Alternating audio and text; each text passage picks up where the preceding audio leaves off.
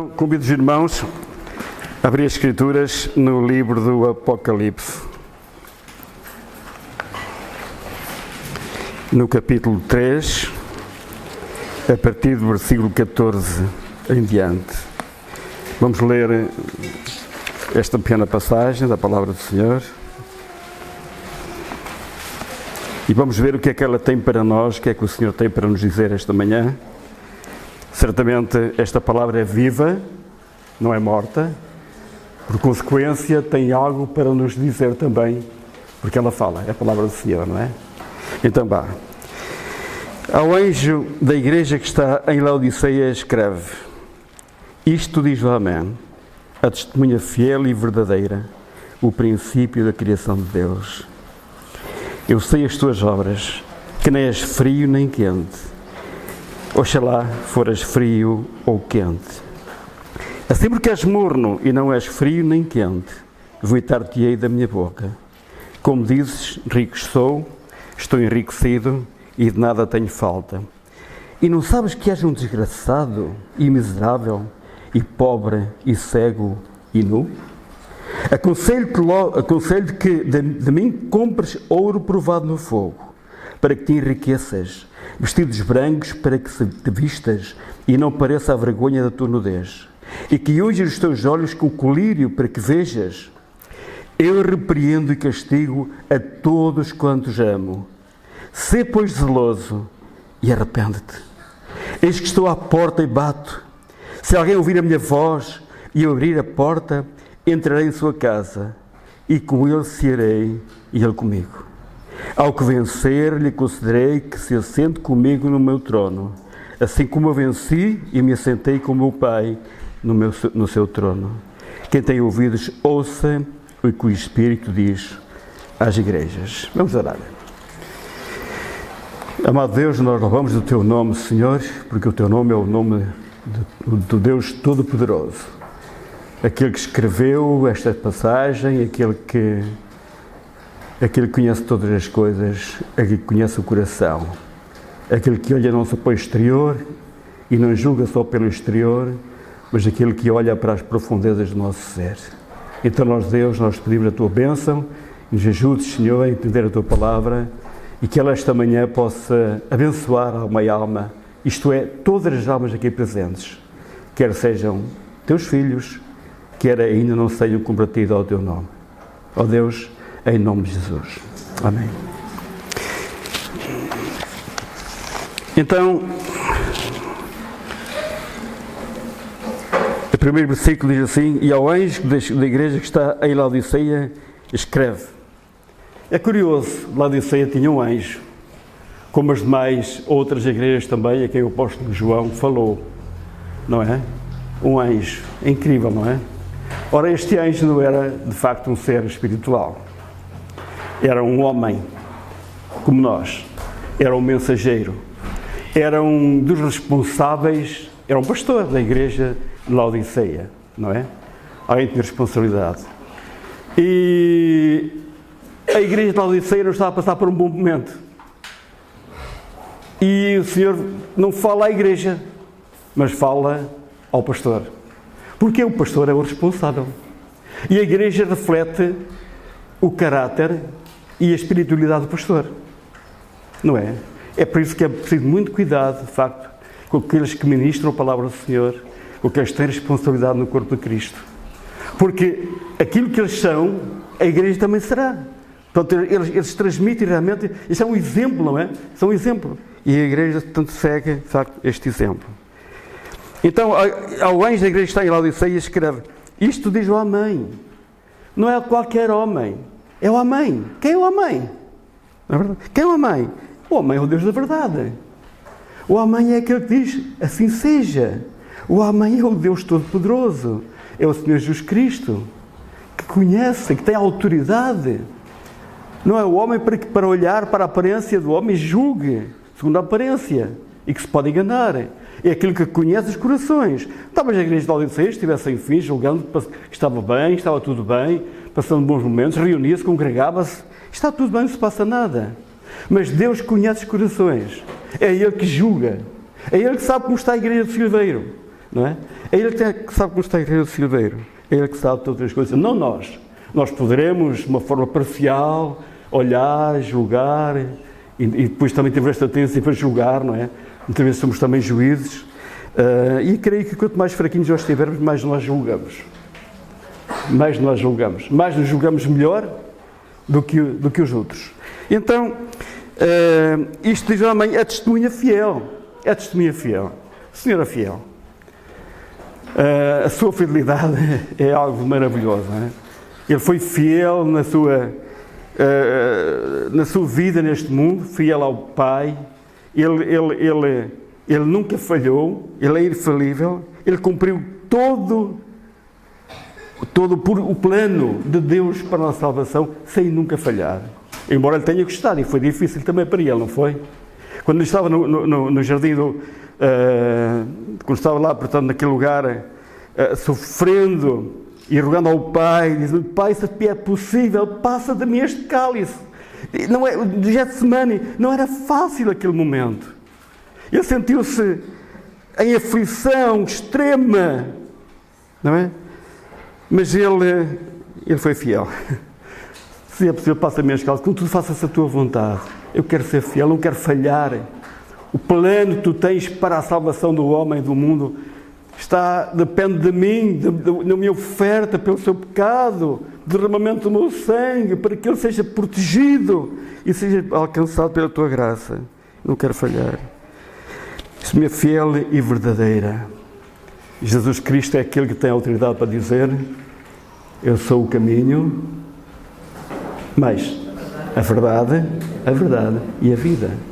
Ele é testemunha fiel e verdadeira. Então vale a pena confiar na palavra de Deus, não é? Maldito o homem que confia no homem. Maldito o homem que impõe regras, que pensa e depois projeta ideias, escreve, tem que ser assim, não é? Temos que mudar o sistema, temos que fazer alterações, temos que agir segundo a nossa opinião, a nossa vontade. É o que está acontecendo no mundo, não é?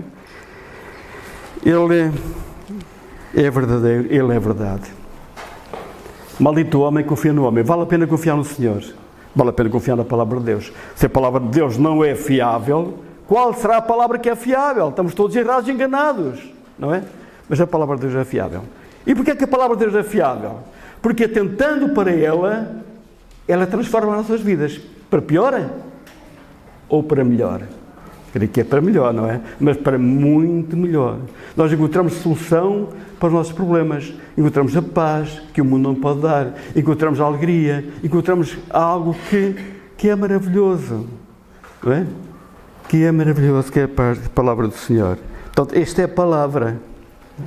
Então, Senhor fiel e verdadeira, o princípio da criação de Deus.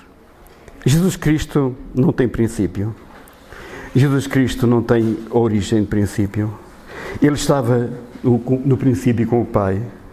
Ele estava no princípio, todas as coisas foram feitas por Ele. E sem Ele nada que foi feito se fez. Ele estava no princípio com Deus. Ele é o Senhor realmente de toda a obra. Então, irmãos, o versículo 15 diz assim: eu sei as tuas obras, que nem és frio nem quente. Oxalá, eu não gosto muito desta expressão oxalá, está ali também, não está? Oxalá é uma palavra árabe que quer dizer Alá queira. Não é correto? Não gosto muito desta expressão. Mas talvez, quem dera, não é? Quem dera, foras frio, ou eu sei as tuas obras, que não és frio nem quente. Quem dera, foras frio ou quente. Para Deus não há meios termos. Eu sei as tuas obras, que nem és frio nem quente. O que quer dizer isto? Frio é bom? Ser frio é bom? É melhor que ser morno? É melhor que ser morno, ser frio? O que quer dizer ser frio? Ser frio quer dizer que eu não creio em Deus. Não creio. Sinceramente, não creio. Alguém pode ter esta convicção? Se bem que eu não creio que haja verdadeiros ateus, Porque no fundo, Deus colocou no seu ser qualquer coisa que diz assim, existe. Não creio que haja uma convicção a 100% de alguém que diga assim, eu não creio em Deus. Por instinto, não creio em Deus, mas acredita sempre em qualquer coisa sobrenatural. Não haja dúvida. O que o ser humano necessita, carece de Deus, e então ele próprio cria os seus deuses. Mas é um frio, não é? Nem és frio, nem quente. Espero que não esteja aqui ninguém frio. Mas se estiver frio, a palavra de Deus vai falar-lhe para que se arrependa e para que creia em Jesus Cristo, para que creia nesta testemunha fiel e verdadeira, que é uma testemunha maravilhosa, que nos quer e que nos ama. Então, porque não és frio nem quente. Quente. O que é um quente? O que é um crente quente? Um crente quente é um crente cheio do Espírito. É ou não é? Um crente quente é um crente cheio do Espírito. É um crente alegre. É um crente que tem o Espírito de Cristo. É um crente abençoado. Não é verdade? Nem é frio nem quente. Deixa lá, quem dera for frio ou quente. Assim porque és morno e não és frio nem quente, vomitar-te-ei da minha boca. Irmãos, o versículo Mateus 24:12 diz assim: e por se multiplicar a iniquidade, o amor de muitos esfriará. Por se multiplicar a iniquidade, o amor de muitos esfriará. O que é que isto quer dizer?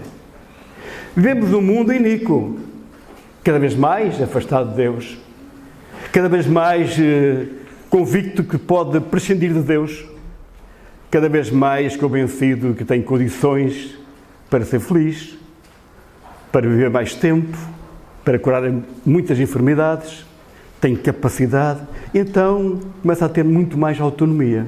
Para que é Deus? É verdade? É verdade. Assim, e por se multiplicar a iniquidade. Será que a iniquidade, a rejeição de Cristo, de Deus no mundo, tem uma influência na minha vida, na nossa vida? Será que isso afeta a nossa vida? Creio que não. Sempre houve iniquidade, sempre o homem foi mau, sempre foi perverso, sempre foi desobediente a Deus, sempre agiu muito mal, não é? Será que isso afeta a nossa vida? Será que isso nos torna mornos? O amor de muitos esfriará? Irmãos, a iniquidade que provoca esfriamento no corpo de Cristo, se não houver cuidado, é a iniquidade que passa pela igreja. Pela igreja, pelo corpo de Cristo. Ok? Pelo mal, pela desobediência, pela rejeição, pela rebelião, que nos torna, de facto, iníquos, não é? O testemunho que pode provocar escândalo na igreja e que pode levar pessoas a pensar: o que é isto? Os pastores, doutrinas, formas de doutrina, eu não concordo com este tipo de doutrina, não concordo com o que ele diz, há tanta confusão, não é? E depois até há pessoas que também dizem: pá, isto é cuidado, isto é uma confusão tremenda. Nós mantemos aquela linha e daqui não saímos, mas depois há aquelas coisas em que um pensa de uma forma, outro pensa de outra, denominações, etc. E se não tivermos cuidado, por se multiplicar no cuidado, o amor de muitos esfriará. Esfriamento. Esfriará, que torna-se frio? Não. O amor de muitos não se torna frio. Torna-se quê? Morno. Um crente nunca fica frio, nunca fica gelado. Um crente torna-se morno, não é? Insensível. Não liga. Assim, aquela coisa de estamos na nossa casa, o ambiente está morninho, ficamos assim meio adormecidos, apatia, não pensamos em nada, de repente dormimos. É assim, não é verdade? O amor de muitos esfriar, torna-se morno, deixa de olhar para Cristo, deixa de olhar para Deus, deixa de sentir responsabilidade para com o seu Deus, preocupa-se enfim, pensa mais nos outros e começa a esfriar. Deixa de vir à casa de oração, deixa de se congregar, porque é a tendência, vou lá fazer o quê? Olha o Augusto a pregar, olha não sei mais quanto, não vou, hoje não me apetece, vou ver futebol, ou vou ao outro lado qualquer, não é verdade? É isto, quer dizer, deixamos de nos congregar com muita simplicidade, coisas muito insignificantes. Porquê? Porque não nos interessa congregarmos e estarmos juntos. É isto. Por se multiplicar a iniquidade, entre no corpo de Cristo o amor de muitos esfriará. Assim porque és morno e não és frio, assim porque és morno e não és frio, nem quente, vomitar-te-ei da minha boca. Irmãos, cuidado. Outra expressão diz: estou a ponto de vomitar-te da minha boca. Isto é desagradável ao Senhor, não é? Assim porque és frio, porque és morno, não és frio nem quente, vomitar-te-ei da minha boca. Versículo 17: como dizes, rico sou, estou enriquecido e de nada tenho falta, e não sabes que és um desgraçado e miserável e pobre e cego e nu. É isto. O sentimento de alguém nesta situação de mornidão é alguém que se sente confortável, alguém que não tem necessidade de nada, alguém que se sente bem, sou rico, estou enriquecido, não preciso de nada, não é? Esta fraqueza espiritual. Um fraco espiritual precisa de alguma coisa. O fraco espiritual precisa sente que necessita de Deus, sente que necessita de ser reabilitado, sente que necessita de ser restaurado pelo Espírito Santo, sente-se bem, sente que não está bem. Eu não creio. O morno não sente isto, não tem esse sentimento, não é? Está parado completamente e julga que está tudo bem e não está. Lucas 18:11 diz assim. E depois aquele que julga, não é? 18 diz assim: o fariseu estando de pé, orava consigo, ó Deus, dou-te graças porque eu não sou como os demais homens. Não sou roubador, não é? Roubadores, injustos, adúlteros, nem ainda como este publicano. Dou-te graças porque não sou assim. O morno tem uma tendência para julgar. O morno tem uma tendência para julgar melhor do que os outros. Estou a falar bem ou mal? É correto? O morno tem uma tendência para julgar assim. Eu não sou. Aquele é. Aquele faz isto, aquele faz aquilo. Aquele. Não. O apóstolo Paulo dizia assim. O que é que o apóstolo Paulo dizia? Eu sou melhor que os outros. Eu faço muito. Eu trabalho para Cristo. Eu sacrifico por amor de Cristo. Eu mereço. O que é que o apóstolo Paulo falou assim alguma vez? Nunca. O que é que ele diz? Ai de mim, que vou perecendo. Que miserável homem que eu sou. À medida que nos aproximamos mais de Deus, irmãos, à medida que nós fervemos em relação a Deus, o nosso coração ferve, nós sentimos o quê? Sentimos miseráveis. Porquê? Porque nunca, jamais alcançaremos a perfeição. E precisamos de lutar e continuar a lutar para que isto aconteça. Não é verdade? Então, a santificação é operada num só momento. Mas não é operada num só momento, mas vai sendo operada. É um processo que nos vai ajudando a conhecer melhor, a aproximarmos mais de Deus. Não é verdade? Com ouvidos os meus ouvidos eu ia falar de ti, dizia Jó, mas agora os meus olhos que te veem, Jó fervia. Não é verdade? É verdade, irmãos. É isto. Então, o pobre publicano clamava: Senhor, tem misericórdia de mim. E batia com a sua mão no peito e dizia: Senhor, tem misericórdia de mim, que sou um homem pecador. O publicano sentia-se pecador. O publicano era um homem rendido, não é? Ele olhava para a santidade de Cristo, para o poder de Deus. Ele creu na palavra, ele cria na palavra de Deus, do Senhor. Ele reconheceu o seu pecado. É isto. Não te entregues a uma religião. Não vale a pena ficar e entregar-se aos evangélicos. Não salva de maneira nenhuma. Ninguém se convença disso. Não é verdade? Mas entrega-te a Cristo. Crê nele. De forma que, se tu com a boca confessar ao Senhor Jesus Cristo e em teu coração tu creres, no coração não é propriamente, é no teu íntimo, no todo o teu ser, tu creres que Deus ressuscitou dos mortos, tu serás salvo. E não te vais jamais vangloriar, fazendo o bem e dizer: eu sou salvo porque eu mereço. Eu sou salvo porque eu faço boas obras. Eu sou salvo porque eu trabalho. Não, de maneira nenhuma. O que tu fazes o que eu faço e que nós fazemos para bem uns dos outros, não é mais que o nosso dever, a nossa obrigação. É verdade. Por dar razão, não vale a pena nós gloriarmos em coisa em cima nenhuma. Se eu posso ajudar a irmã Palmira a levá-la à casa, que ela não tem mobilidade para lá ir, para lá chegar, ou qualquer um de nós, vamos lá levá-la. E vamos lá, fiz um gesto bom.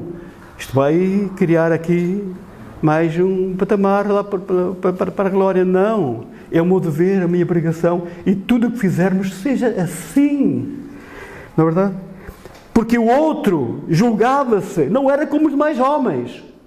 Eu fazia o bem, era um amigo da sociedade, julgava-se cumpridor da lei.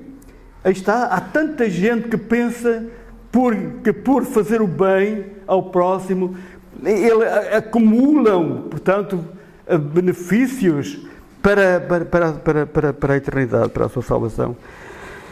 Completamente errado. Como dizes, rico sou, estou enriquecido e de nada tenho falta. E de nada tenho falta, e não sabes que és um desgraçado, e miserável, e pobre, e cego e nu. O Senhor Jesus Cristo fala aqui para o anjo da igreja de Filadélfia, que a igreja era a sua imagem. Concordam com isso? A igreja era a sua imagem. A igreja estava mal, estava nessa condição, porque o pastor era uma pessoa descuidada. Era uma pessoa descuidada, preocupada com as suas coisas, com os seus bens, com a sua prosperidade e mais alguma coisa, não é? Porque Filadélfia, ou Laodiceia, era uma igreja que vivia bem, um povo rico, bem sucedido, bom ambiente, tudo bem. E havia aqui um amortecimento nesta congregação, por causa deste pastor.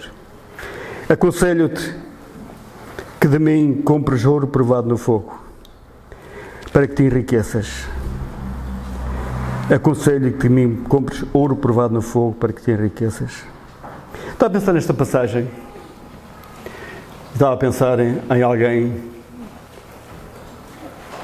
muito especial. A pessoa do Senhor Jesus Cristo.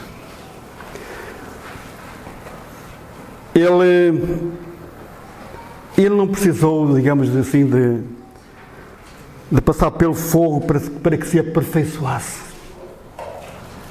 Mas ele era ouro puro, que também foi de uma forma posto à prova e que passou pelo fogo. Acreditam nisso? Passou pelo fogo. O que é que quer dizer com o fogo? Pela provação, pela prova. Ele foi provado. Mas de que maneira? No deserto, no Getsemane e em outras situações. Ele foi, quando estava a ser julgado, ele foi provado, mesmo até propriamente na cruz. Se tu és o Cristo, o Filho de Deus, desce da cruz. E nós creremos em ti. Olha Jesus descer da cruz, as pessoas creem nele. Será que isso era verdade? Será que as pessoas que diziam isto iam crer que ele era o Filho de Deus, sendo da cruz. Ele tinha operado tantas maravilhas, ele ressuscitou Lázaro, ele curou tantos enfermos, ele operou tantas maravilhas, e as pessoas não creram, muitos creram, mas muitos souberam desta situação e não creram. Ora iam crer que ele saía da cruz, e que é isso? Loucura, não é verdade? Loucura. Contudo, ele foi provado. Ele é ouro puro. Não é? E o ouro é uma coisa valiosa, é uma coisa muito valiosa. E quanto mais provado for, mais valioso se torna, porque há uma limpeza de impureza. Bem, aconselho que a mim compres ouro provado no fogo. Hebreus 12, 6, 11. Hebreus 12, 6, 11.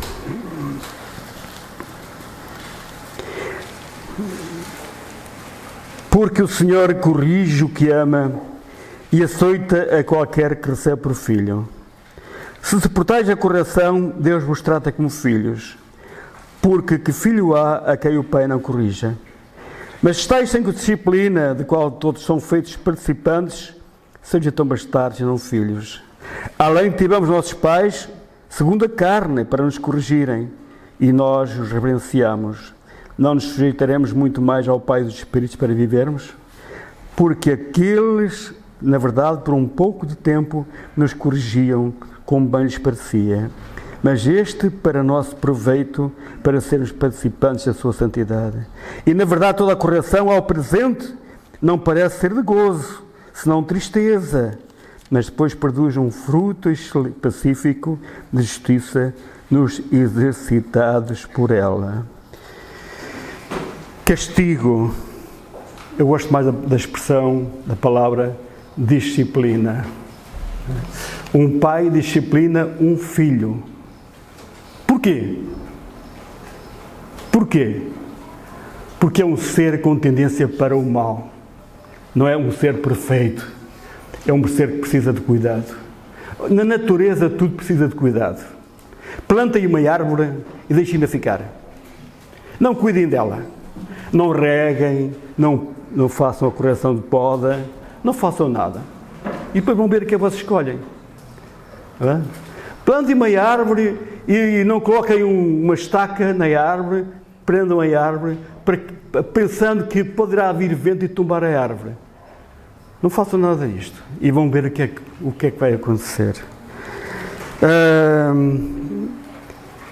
Nós precisamos, na verdade, de correção. Não é verdade? E o pai corrige o filho. E ai do pai, e ai dos pais que não imponham disciplina aos seus filhos. Não é quando forem crescidos. Não é na adolescência. É quando nascem. Ainda no berço. Não é verdade? Ainda no berço. Esta disciplina, esta correção, ensina o menino, diz a palavra de Deus, no caminho em que deve andar. Não é quando tem 10, 11, 12, 13, 14 anos. Ensina o menino no caminho que deve andar e quando velho, não se desviará dele. Cuidado, porque há muitos meninos de filhos de pais crentes que saem dos caminhos de Deus, deixam a igreja, ou que nunca não se envolvem, porque não tiveram a instrução, talvez, de vida. Isto não é geral, não é? Mas de uma forma quase tendenciosa, acontece. Porque eu, como pai, instruir o meu filho o caminho que deve andar, mas também tem que ser o exemplo. Não é?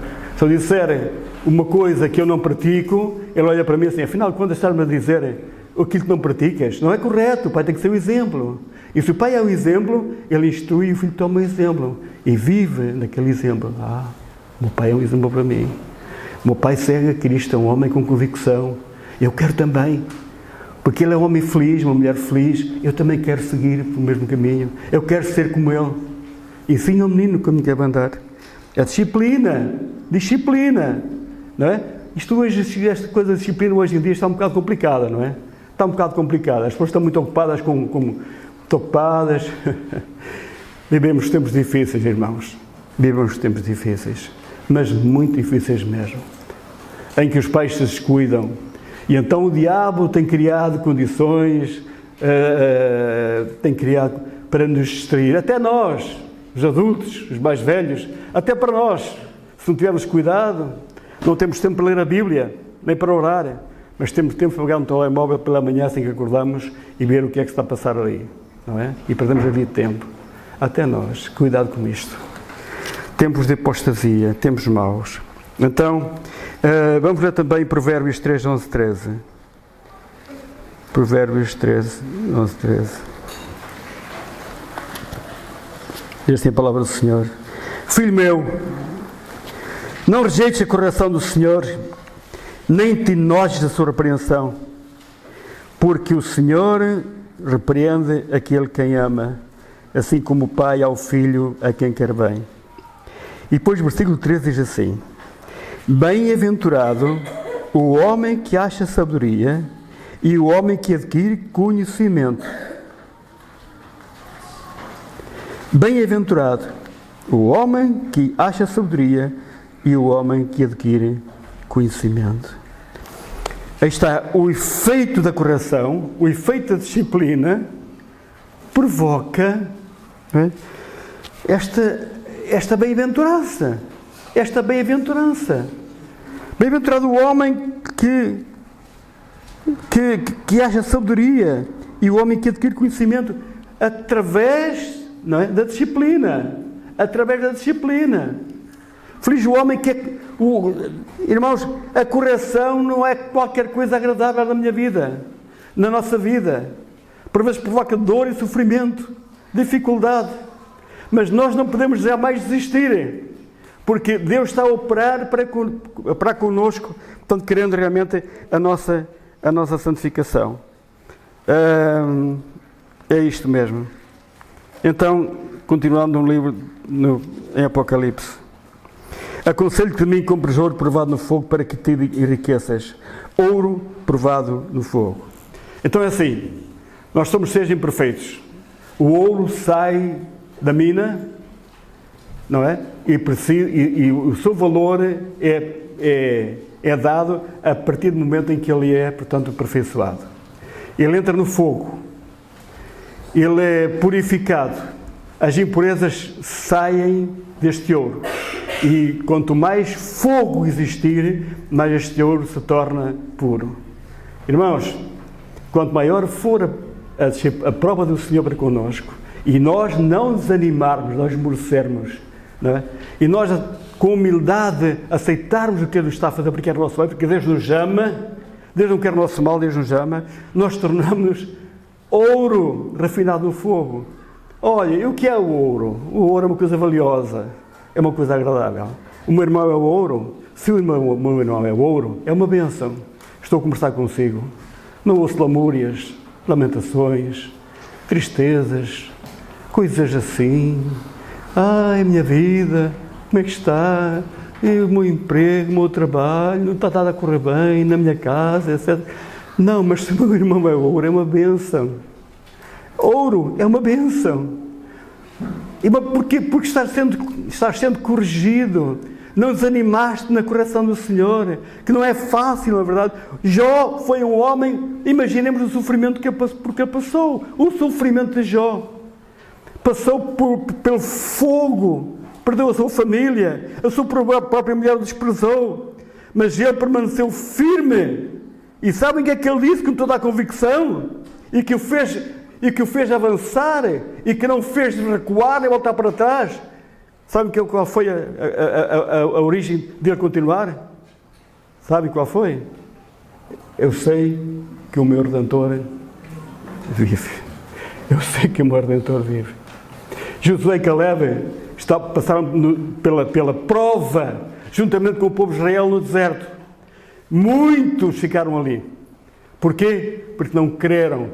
Porque sucumbiram, digamos assim, à correção. Não é verdade? Irmãos, ninguém se engane. Vens para Cristo, tens uma vida boa. Vens para Jesus, aceitas Cristo no teu coração, vai tudo mudar na tua vida. Tens emprego, tens sucesso, não te falta nada. Errado. Tu tens de passar pela prova, porque tu és um ser indisciplinado, precisas de correção, não é verdade? E este povo de Israel passou pela prova, para quando chegasse ao local que Deus tinha asignado para ele, fosse um povo de ouro, um povo com experiência, um povo resistente, não é? Resistente. Meus irmãos, são as provas que nos tornam resistentes. São as provas que nos tornam resistentes. Eu faço uns quilómetrozinhos na minha bicicleta, não é? E não foi no começo que eu fiz 70, 80 km ou 100 km, mas é para continuar. E há uma forma de tornar-me resistente. Isso é um pequeno parecer. Mas em todas as coisas da nossa vida, em tudo na nossa vida, não é? Nossa vida, não é? Há aquela tendência para desanimar. À primeira, não há resistência. É verdade? São as provas que tornam resistência. Josué e Caleb foi um homem que passou também pelas mesmas dificuldades. Mas eram homens com plena convicção. Eles criam no Senhor. Não é? Eles também diziam: eu sei que o meu Redentor vive. Tem um plano para mim. Tem um plano para nós. Ele falou, não é homem para que minta. Ele prometeu uma terra, a terra prometida, a terra que manda leite e mel, a terra da felicidade. Eu creio. Eu creio. E nesta convicção, eles atingiram o objetivo. Ok? Eles atingiram o objetivo. Porque creram. Não fiques no deserto. Não fiques no deserto. Mas crê somente na palavra do Senhor. Crê. Fala com Deus. E levanta-te do lugar onde estás com a convicção de que falaste com o teu Deus e que lhe entregaste a tua ansiedade e os teus problemas. E fica tranquilo. Não fiques desconfiado. Não é? Bom, eu orei, mas será que... Não, crê. Deus ouve. Deus não está ocupado. Não é verdade? Ei, irmãos, cuidado. Elias pôs o povo de Israel à prova. Pôs uma prova ao povo de Israel. Povo morno. Não é? Um povo até quando cochereja entre dois pensamentos? Dois pensamentos. É morridão. Se o Senhor é Deus, serviu. Se Baal, seguia Baal. Não podeis servir dois deuses. Ou servis a Deus e a Mamon. Irmãos, às vezes há uma tendência para servir a Deus e companhia, não é verdade? Não, temos que servir, portanto, ao Senhor. É isto, irmãos, plena convicção, é isto que o Senhor quer e se agrada. Atingirem o fim da minha vida, da nossa vida, com muita dificuldade, em provas, mas chegar ao fim e dizer: combati o bom combate, não é? Acabei a carreira, guardei a fé. Agora, a coroa da justiça me é dada, não é? Pela graça de Deus. Então, eu repreendo e castigo a todos quantos chamam: ser pois zeloso e arrepende-te. Eis que estou à porta e bato. Se alguém ouvir a minha voz e abrir a porta, entrarei em sua casa e com ele cearei e ele comigo. A palavra de Deus fala, esta palavra, versículo 20, é para quem? É para dois tipos de pessoas. Ok? É para dois tipos de pessoas. É para aqueles que não creem, que ainda estão mortos em seus delitos e pecados, que não creem de todo o seu coração. Atenção, há pessoas que dizem: eu creio. Intenção, eu creio. Não vale. Crer é qualquer coisa, meu Deus, que mexe com o espírito da pessoa. Ele crê, ele rende-se integralmente ao Senhor. Eu creio. Eis que estou à porta e bato. E se alguém ouvir a minha voz, esta palavra é para aqueles que não creem, mas também é para aqueles que creem. Também é para aqueles que creem. O morno o Espírito de Cristo está aprisionado, não tem plena liberdade no seu ser, precisa de ser reabilitado, de restaurado, verdade? E então o Senhor fala: estou à porta e bato, se alguém ouvir a minha voz e abrir a porta, entrarei em sua casa e com ele cearei ele comigo. Intimidade. O morno não tem intimidade com Deus, o morno não tem intimidade com Cristo, o morno não abre a porta. No entanto, o Senhor continua a bater, a insistir, porque Ele ama. Ele não é como nós. Nós agimos mediante é bom, merece respeito. Não é bom, ok. Não é? Ele não é como nós. Ele ama. Não é? Ele não rejeita. Ele continua a amar. Salvo. Está salvo. Mas cuidado. Irá ser julgado pelas suas obras. No céu nem todos vão ter, se calhar, o mesmo tipo de estágio, não é? É verdade. Então é assim, ele fala para o morno. Ele continua, ele diz, estou à porta e bato. Se alguém ouvir a minha voz e abrir a porta, se estás nesta condição, estás morno, clama ao Senhor. Pede, ele está a bater à porta. Abre a porta. Ele até, se quisesse, ele abrir a porta, não é? Irmãos, ele se quisesse abrir a porta. É por essa razão que o mundo tem uma ideia diferente daquilo que é Deus. O mundo está na forma que está na situação em que está. Até Deus não intervém. Então onde é que está Deus? Assim, onde é que está Deus? O Deus não intervém. Não, o homem tem livre arbítrio. O homem caminha, o homem está da forma como está porque ele quer. Deus não força, Deus bate à porta. Ele até podia pegar no manivela e abrir a porta. Ou até arrombar a porta com alguma violência. Ele podia fazer isto, mas ele não quer. Ele não quer fazer assim. Ele quer que tu sintas vontade, desejo de o receber. Ai de mim entrar na casa de alguém e saber que a pessoa não tem prazer em me receber. Bate à porta, não é? E pronto. Aí isto é complicado, não é? Então o Senhor, Ele quer, de facto, que tu abras a porta voluntariamente, porque abrindo a porta, Ele entrará contigo e com Ele cearás, e Ele contigo. Intimidade com o Senhor. Irmãos, é uma bênção, não é? Ter esta intimidade. Os discípulos de Emaús, quando o Senhor caminhava com eles, o Senhor pararam e eles, portanto, entraram em casa e o Senhor comeram, portanto, uma refeição. O Senhor falava com eles, portanto, falou com eles.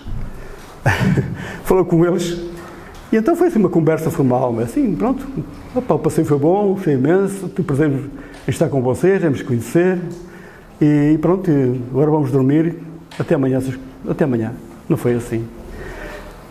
E mais, depois também pelo caminho, não é? A conversa com eles. E o que é que eles disseram depois no final? Porventura não herdeia em nós o nosso coração, quando pelo caminho nos falava e nos expunha as Escrituras. O que é o ardor de coração, irmãos? O que é o ardor de coração? O que é o ardor de coração?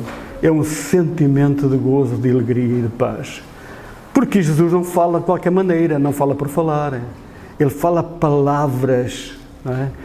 Palavras que nos abençoam, não é verdade? Ele falava com eles, expunha as Escrituras, animava estes dois seres tristes, ansiosos, desanimados, e pouco a pouco estas pessoas iam ressuscitando. É assim, pega na palavra de Deus, quando estiveres desanimado, quando estiveres triste, por qualquer circunstância, quando estiveres a ser provado, e medita nela. E quando meditares na palavra de Deus, vais ver que o Senhor vai falar ao teu coração e vai alegrar-te, animar e vai restaurar a tua situação. Que o Senhor, na verdade, da sua graça, nos ajude. Ficamos aqui, irmãos. O Senhor abençoe a todos.